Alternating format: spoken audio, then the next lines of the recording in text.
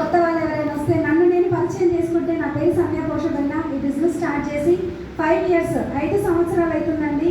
5 సంవత్సరాల ముందు ఒక సింపుల్ హోమ్ మేకర్ని. నిజంగా నా లైఫ్లో నాకంటూ ఏంటి అని అంటే నా లైఫ్ ఇంతేనా అని చెప్పేసి అనుకున్న పర్సన్ని. ప్రాపర్ వచ్చేసరికి నల్గొండ, ఉండేది మాత్రం హైదరాబాద్లో. ఫస్ట్ హైదరాబాద్లో ఉండేదాన్ని. ఫస్ట్ నా లైఫ్ జర్నీ గురించి చెప్పాను కదా, టైలర్ అని బ్లౌజులు కుట్టుకుంటూ ఉండే పర్సన్ అనమాట. అరే ఇంకొంచెం ఇన్కమ్ బాగా పెరిగితే బాగుంటుంది అని చెప్పేసి శారీస్ అమ్మడం స్టార్ట్ చేసిన. ఇంకా కొంత ఆశ ఉంటుంది కదండి, ఇంకా కొంచెం ఇన్కమ్ పెరిగితే బాగుంటుంది అని చెప్పి చిట్టీలు రన్ చేయడము అన్నీ చేసుకుంటూ మహిళా సంఘాలలో గ్రూపులలో కూడా లీడర్గా ఉండేదన్నమాట. నువ్వు వస్తే జర పని బాగా అయితే సంధ్య, మాట్లాడుతావు, చెప్తావు, చేస్తావు అని చెప్పి ఉంటారు కదా. అట్లా ఏంటి అని అంటే చాలా రకాల వర్క్స్ చేసిన. అంటే ఏదో ఒకటి ఇంతకుముందు మనకి మేడం చెప్పారు కదా, 8th క్లాస్లోనే మ్యారేజ్ అయిందనమాట.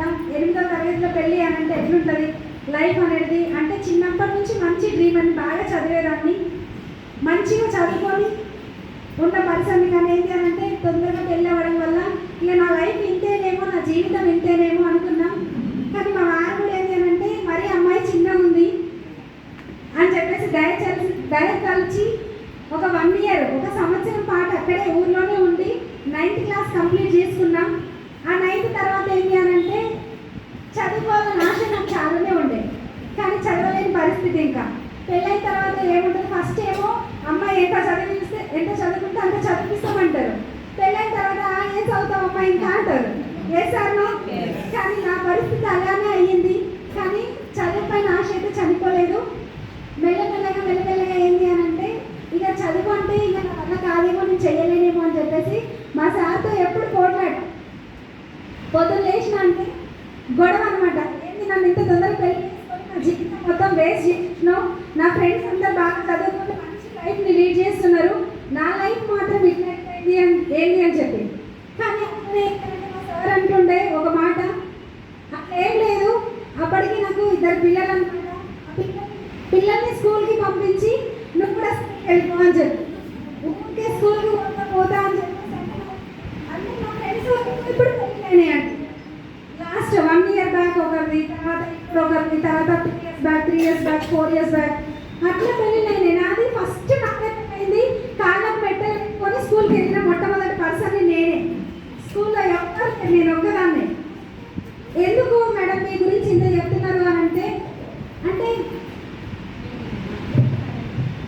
నా గురించి కొంచెం చెప్తే ప్రతి ఒక్కరికి రిలేటెడ్ అవుతుంది అని చెప్పేసి నా గురించి ఎక్కువ ఇన్ఫర్మేషన్ ఇస్తాను ప్రతి ఒక్కరికి.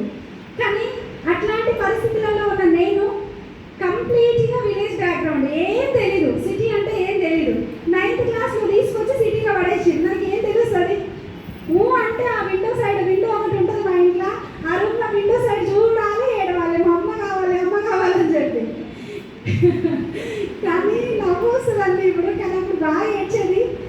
కానీ ఈరోజు చూస్తే ఏం చేయాలంటే అసలు నిజంగా నా లైఫ్ నేనేనా, అసలు ఇది నేనేనా, నాకు నేనే క్వశ్చన్ చేసుకుంటాను అనమాట. మా సార్ నన్ను పెళ్లి చేసుకుని నా జీవితం మొత్తం అయిపోయింది అని ఏడుస్తుంటే ఆయన తమాషగా, నేనేమో ఏడుస్తుంటే ఆయన తమాషగా నవ్వులాట కంటుండే, నీకేంటి చదువుకోవాలి అంతే కదా, చదువుకో, పిల్లల్ని స్కూల్ పంపించి నువ్వు కూడా స్కూల్ పో అని చెప్పి.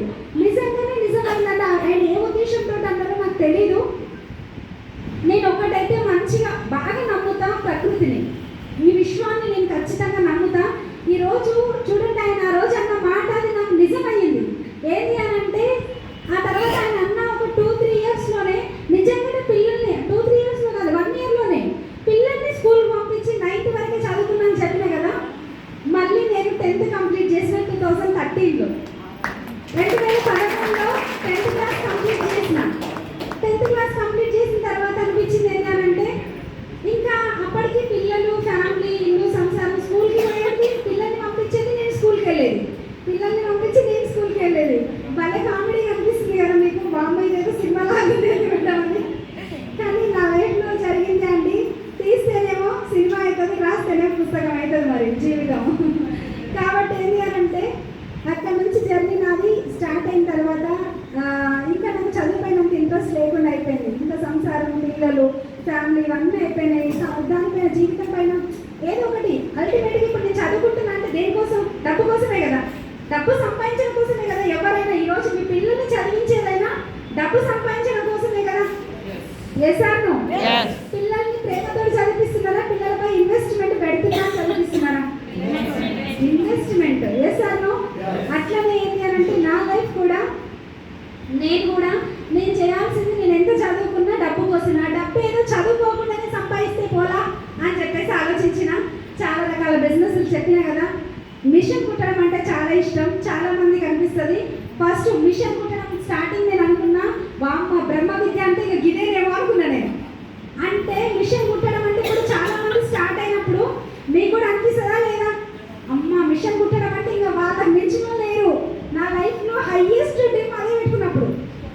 కానీ 20 డేస్లో మిషన్ కుట్టడం స్టార్ట్ చేసిన, నేర్చుకున్నా.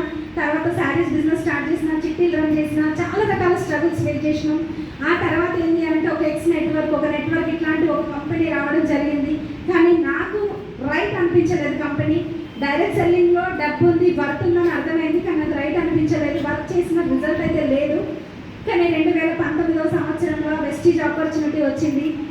ఒక్కసారి నా గ్రేట్ అప్లయన్స్కి ఆంజనేయులు రాష్ట్రపతి సార్కి, శ్రీనివాస్ వర్ధమాన్ సార్కి, రాజు సార్కి అండ్ కృష్ణ మేడంకి, వీళ్ళు నా లైఫ్లోకి వచ్చి ఈ బిజినెస్ ఆపర్చునిటీ చెప్పినప్పుడు ఇక్కడ మీరు ఎంతమంది నమ్మకం లేకుండా కూర్చున్నారో సేమ్ యాస్టీస్ అండి. నేను కూడా అట్లే కూర్చున్నా. నేను నమ్మలేదు. కానీ చూస్తా పోతా ఉంటే ఏమైంది అని అంటే లైఫ్ అనేది చాలా చేంజ్ అయింది. నేను అనుకున్నది ఏంటి అని అంటే కరోనా వచ్చింది తర్వాత, బిజినెస్ స్టార్ట్ చేసిన తర్వాత మా సార్ ఎప్పుడు చూసి